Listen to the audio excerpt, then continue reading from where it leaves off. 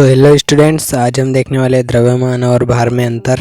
तो इससे पहले भी मैंने कई सारे अंतर की वीडियो अपलोड कर दी है जो कक्षा 9वीं के लिए है, और अगर आप उन्हें देखना चाहते हो तो डिस्क्रिप्शन में लिंक है या फिर प्लेलिस्ट में जाकर देख सकते हैं कक्षा 9वीं के आईएमपी अंतर। तो सबसे पहले हम द्रव्यमान और भार की परिभाषा देख लेते हैं, जिससे आपको अंतर समझने में कोई भी कठिनाई ना हो और बहुत ही आसानी से आपको अंतर समझ में आ जाएंगे। तो सबसे पहले देख लेते हैं द्रव्यमान की परिभाषा।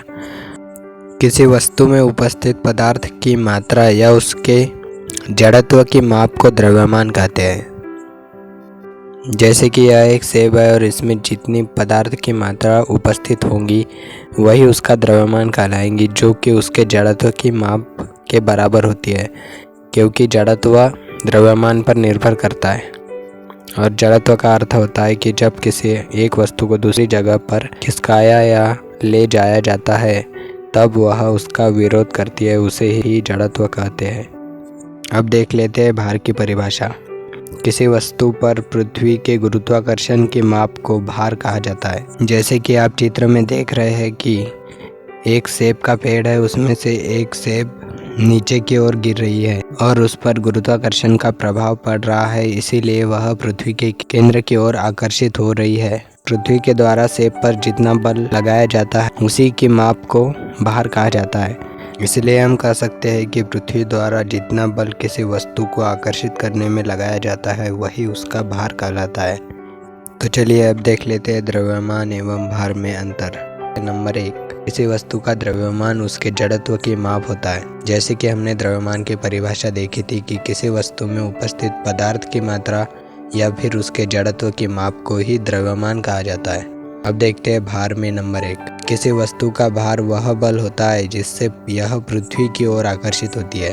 तो जैसे कि हमने उदाहरण में सेब के पेड़ से समझा था कि पृथ्वी द्वारा जितना बल सेब को आकर्षित करने में लगाया जा रहा है वही उसका भार कहलाएगा।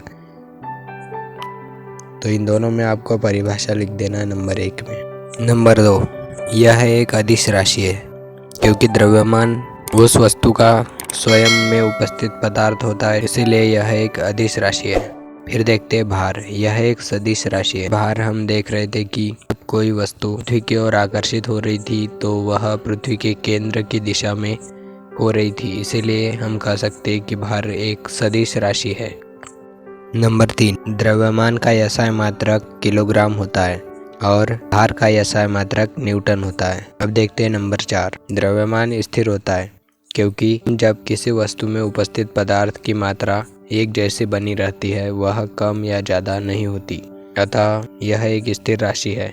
भार किसी वस्तु के स्थान पर निर्भर करता है, यह कि उसका वजन 60 किलोग्राम है और वही व्यक्ति जब चंद्रमा पर चल जाता है तो चंद्रमा की आकर्षण क्षमता कम होती है पृथ्वी की अपेक्षा, इसीलिए उस व्यक्ति का वजन 60 किलोग्राम से घटकर उससे कम हो जाएगा। अतः हम कह सकते हैं कि भार किसी वस्तु के स्थान पर निर्भर करता है।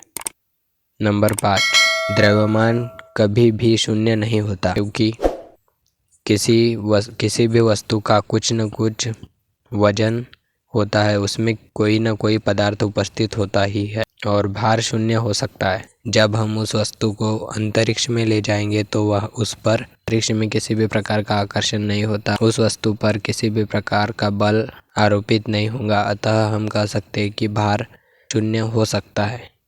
आशा करता हूँ आपको यह अंतर समझ में आ गए होंगे।